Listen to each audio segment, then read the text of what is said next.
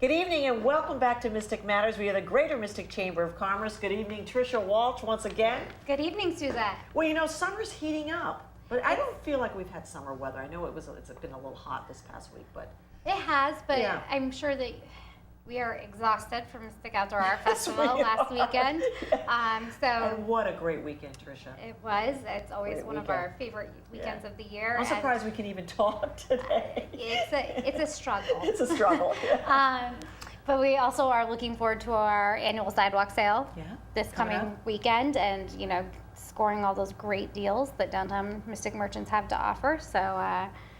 And then gearing up again for the fall and all of the activities that will be going on I'm there. not quite ready to get into fall mode Okay, yet. so you know what? For Tricia's sake, because I know everybody will be tuning in the next couple of shows, we'll skip right ahead to our guest and let Tricia take a break from the Arts Festival this past weekend. But welcome back to the show. I happen to love this show, Tricia. Every year we have a representative from Center for Hospice Care, Southeast Connecticut, and this evening we have back, if you guys remember, our audience remember, but Christy Williams. Thank you for being on the show again. This year, this is sort of your year anniversary in the summertime, even though I know we had you in the fall. It's a pleasure to be here again. We're looking forward to our 30th year anniversary in 2015. But we feel particularly good about being on Mystic Matters right now because it gives me an opportunity to tender some thanks. We want to say thanks to several of the region's yacht clubs that have recently hosted hospice regattas for us. Thanks particularly to the Thames Yacht Club, the Niantic Bay Yacht Club, Stonington Dinghy Yacht Club, and of course to the Mudheads for their wonderful mega party We know them all. regatta. Yes, absolutely. Annually, they stage these regattas in order to raise money for Center for Hospice Care, and many of the sailors, many of the people who attend the events have been part of the hospice care experience in their families and have lost loved ones in our care, and we're so very grateful for their support. So, Christy, what exactly do you do for the Center for Hospice Care, Hospice Center? Well, I have two hats. I help to raise money for the organization, and I help to tell our story. I manage our public relations outreach. Okay, and so you're talking about the fundraisers with the regattas that go on all summer, and that contributes back to, is it just the general fund of hospice being a nonprofit, or does that go to something specific?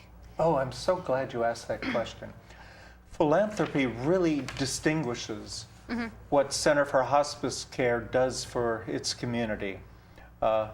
In addition to providing the very best hospice care in the homes where we serve our patients and their families, we can offer special care and special services. Let's talk about one.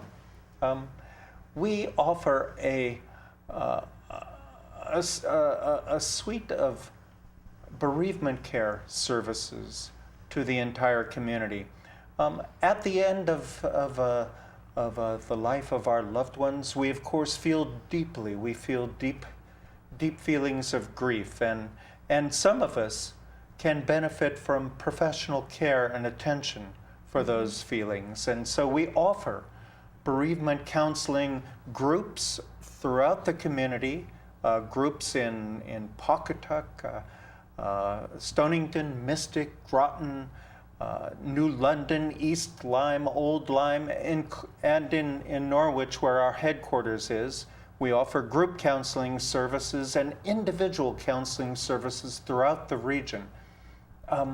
One more aspect of that, I should mention that those bereavement counseling services are free of charge to anybody in the community who needs one, even if their loved one did not die in our care. That's what I was going to ask you. Do they have to use your facility and your programs in order to benefit from this bereavement counseling? It's not necessarily that they would have called you and said, listen, we need your care, they can just call up and say, look, I don't have any relationship with your center, but I'm going through this because of a death in my family. That's right. That's right. In fact, it's interesting. Last year, we provided this care to more than 500 families.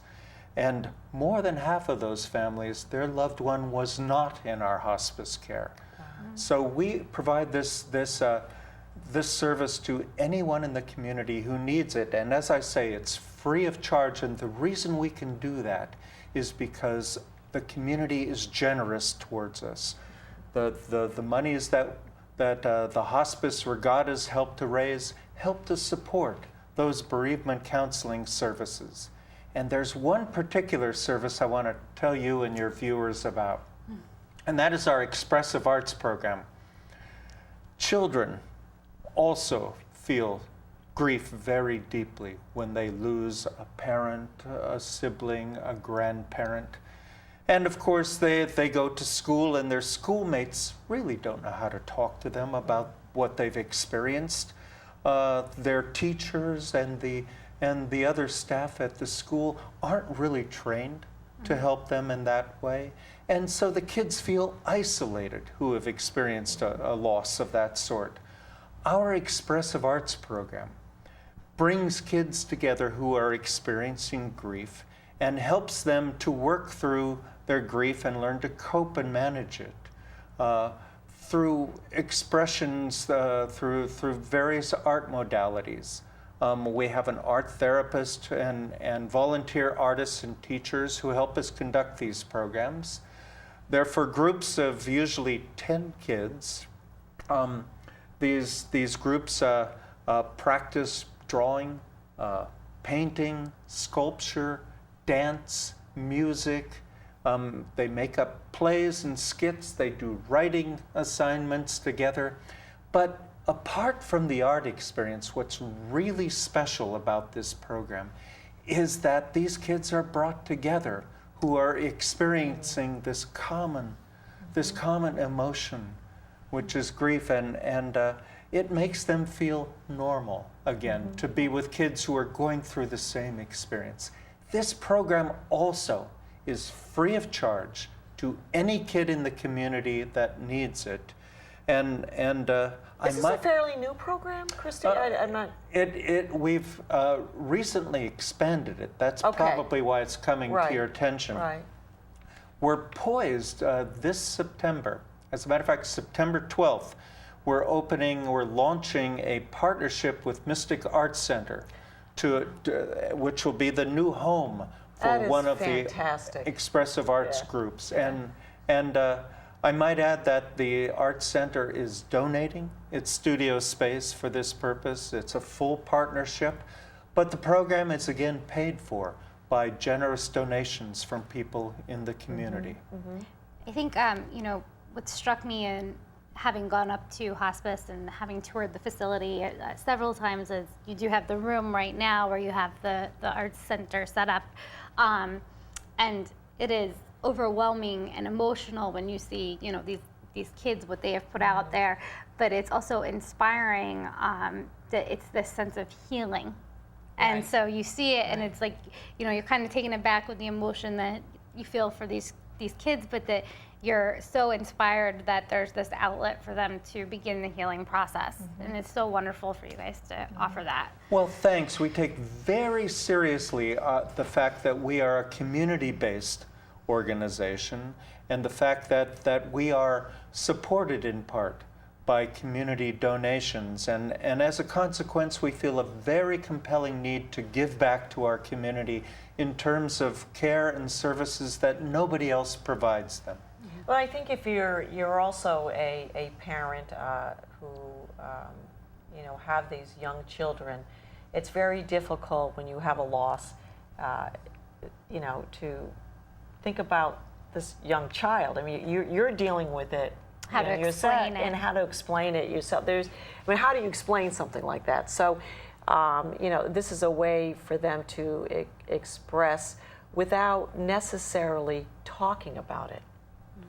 That's right. I think sometimes when you try to talk to a child or even an adult sometimes, a lot of the answer is I just don't want to talk about it right now. So expressing themselves through the artwork gives them an opportunity to sort of let them grieve, but also dream. Yeah. You know, they can It's dream, so true. and they can actually put something positive, because a lot of the artwork that I've seen is not necessarily dark. Not at all. It's where they want to go back to before they experience this grief. What's the sense of hope, like I said? Right. The hope, the dreams, and that eventually these dreams come true. And I think your organization basically sets the groundwork, if I may, for those dreams to come true without saying any words. Let me tell you a story. Let me tell you a little story. Christy, how did I do? We'll hire you in a heartbeat.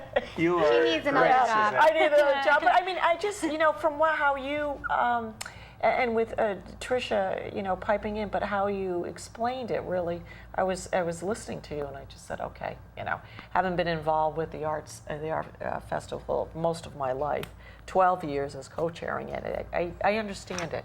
I understand it, but go ahead. Well,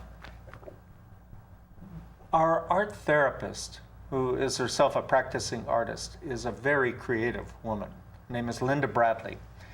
And one day, she brought in an old telephone, an old-fashioned dial telephone. They're not old-fashioned, session. okay? Let's not even go there. I don't know what you're talking about. Thanks, Tricia. I'm sure you don't, Tricia. Well, Suzette and I can remember them barely. So she brought in this old-fashioned telephone, and there are two separate tables that the program takes place at, and she was sitting at one of the tables by herself while the kids were doing one of the activities. And in a very deliberate way, she began to dial the telephone, which caught the kids' attention, and they started looking over her. And she was holding the receiver, and she said, "Hello, Mom?"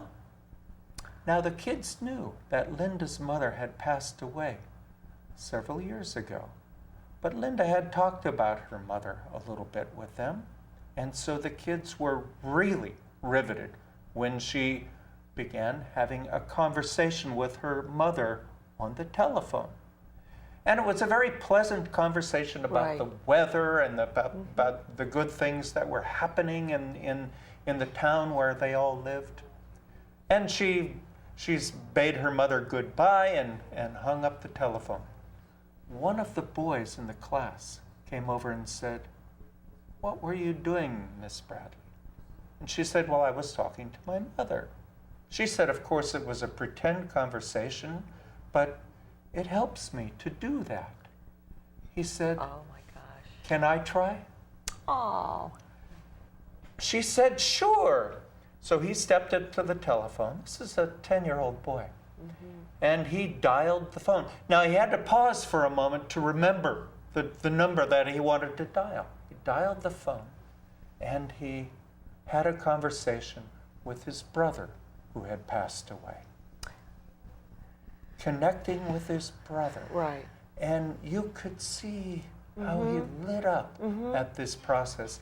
So the line formed after him with kid after kid my gosh, wanting to have this experience. pretend experience.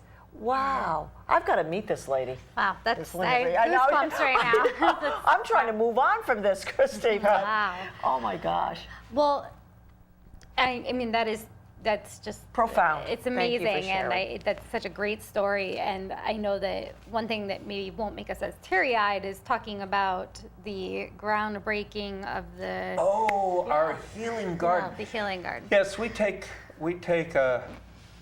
the grief experienced by the people in the community whom we serve very seriously, and we decided as an organization that there ought to be some place to go where one could think about one's loss and come to terms with it. So at our headquarters in Norwich, we have just about finished creating a healing garden.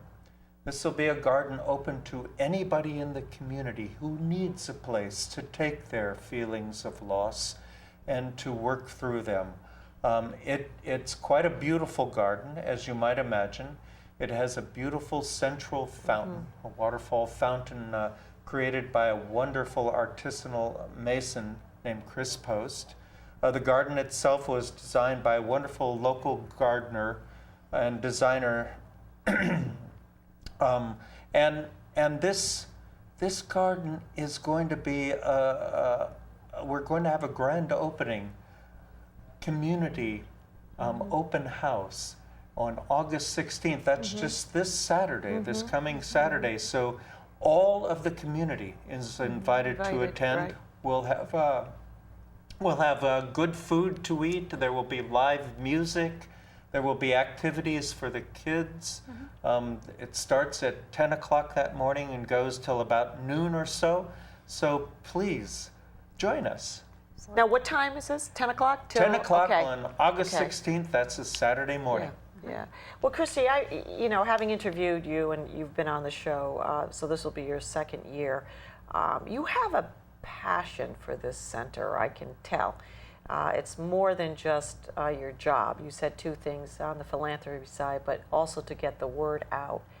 So what is it that you personally have learned being involved in this organization? It is good luck to work for such an organization, I might say.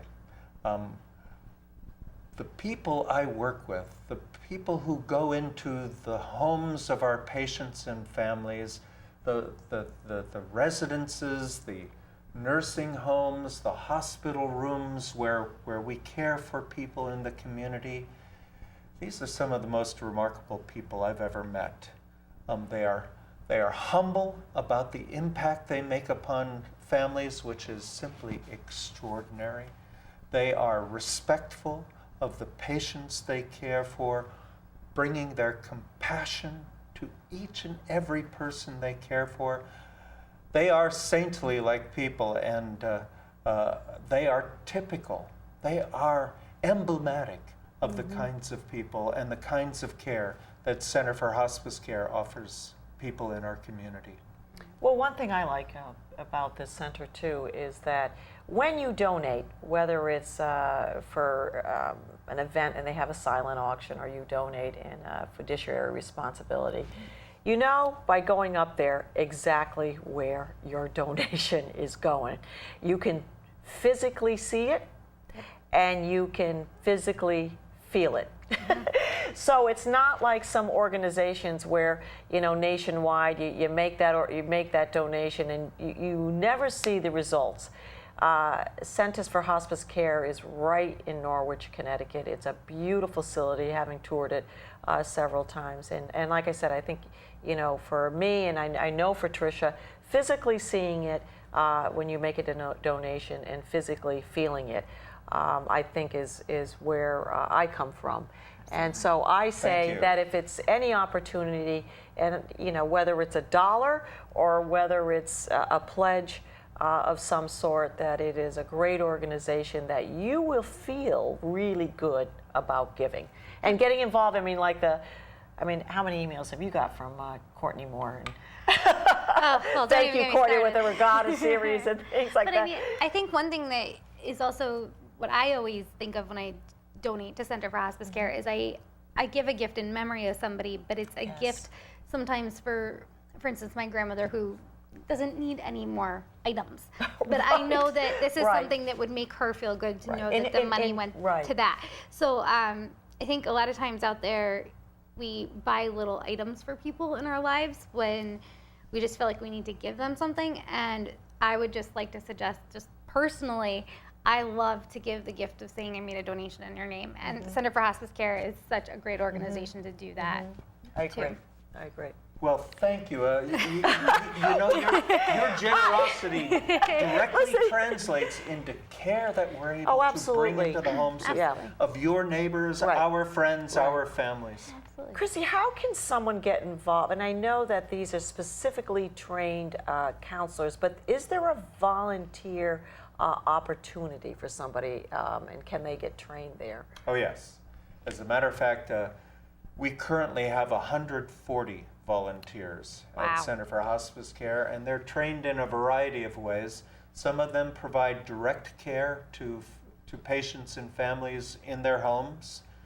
Some of them volunteer in our office. Some of them volunteer in our healing garden and have helped to create and plant our healing garden. We welcome volunteers. I would invite your viewers to call us or to come to our website and to check out our volunteer opportunities. It's the kind of volunteer activity where you really can make a difference, and you'll make a difference that you can directly see and feel and touch in the community. So please, please join us at Center for Hospice Care. Come and volunteer. Are there some of the volunteers from people that you have served?